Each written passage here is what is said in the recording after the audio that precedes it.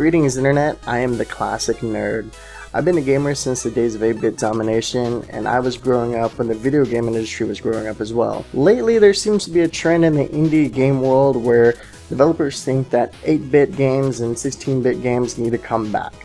Today I'm going to be talking about Yacht Club Games' epic hit, Shovel Knight. Shovel Knight doesn't just look like an old school game, it expertly plays the part, making it one of the best retro-inspired games since Mega Man 10 for the Wii in my opinion. Its gameplay, bosses, and level design are all inspired by Mega Man. Its charming world with its inconveniently sealed off segments will be recognizable by anyone who has played Mario 3. The combat contains a significant dash of DuckTales, and the hub towns, inventory, and money systems, as well as the games and PCs, represent Zelda 2 and the likes of Final Fantasy, while its sub-weapon system is a nice ode to Castlevania and Ninja Gaiden. So we're talking about Mega Man, Super Mario Bros. 3, Legend of Zelda, Final Fantasy, Castlevania, and Ninja Gaiden in one single game. While all that is going on, Shovel Knight doesn't feel like it's a clone. It's its own game with its own personality. I know of so many games that have tried to do stuff like this and just end up feeling like a clone, and I just want to play the game it is trying to become. Alright, so let's stop talking and start playing.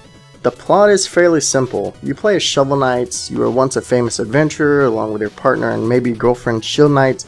During one fateful adventure at the Tower of Fate, a cursed amulet takes over Shield Knight and leaves Shovel Knight outside of the sealed tower.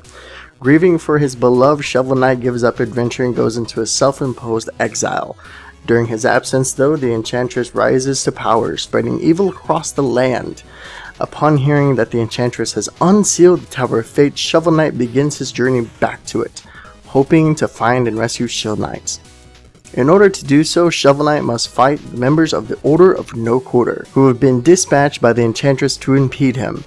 There are 8 members of the Order: King Knight, Spectre Knight, Treasure Knight, Mole Knight, Plague Knight, Polar Knight, Propeller Knight, and Tinker Knight.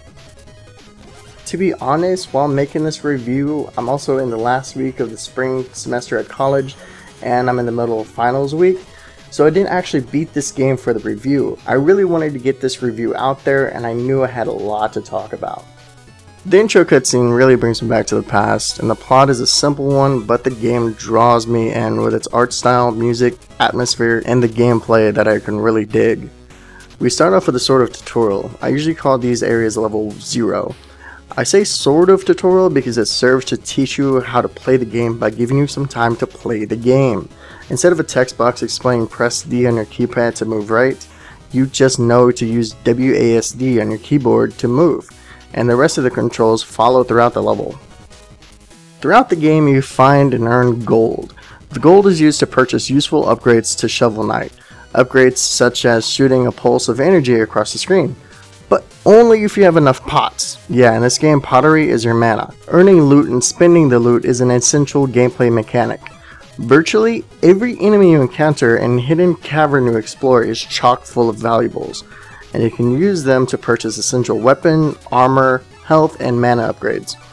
You may need those upgrades and sub-weapons for the adventure's more difficult section, but Shovel Knight brings a balanced difficulty that's somewhat challenging yet never impossible.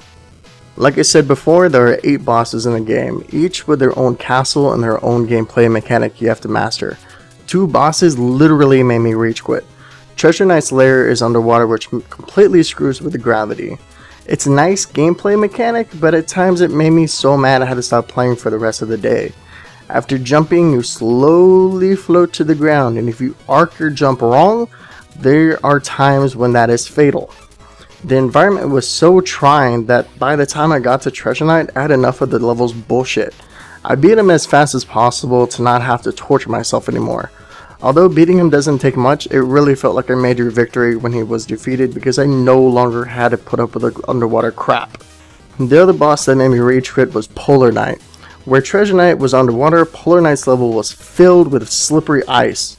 I just couldn't even take it. The game ends with the Tower of Fate, and oh man, this is where the shit hits the fan. Every single castle you went through so far to get here just crashes together to become one giant tower of holy fuck. You have to beat every member of the Order of No Quarter again, which is frustrating as hell. I don't know if I want to spoil the ending to this game, to be perfectly honest with you. This is an amazing game. My favorite game of the millennium so far. Seriously, this game is awesome. I want everyone watching this to play the game, which is why it's so hard to spoil the ending of the game. Just know that all your hard work pays off in the end, and it's a great ending to match the great intro. So to sum up the game, Shovel Knight is a retro-inspired 2D adventure game that mashes together some of the best games on the NES and turns it into its own game. It has an amazing plot, amazing music, amazing art style that I can really dig, and it has an upgrade mechanic that makes the game continuously fun throughout the 8-hour playtime. It's definitely worth looking into, and the game just recently got its first DLC, which I was going to add into the review actually. This is the Classic Nerd signing off. I hope you guys enjoyed watching the video as much as I enjoyed making the video. If you agree with my review or disagree with my review, kindly share your thoughts in the comments down below. Don't forget to hit that subscribe button. I'll see you guys next time for the next review.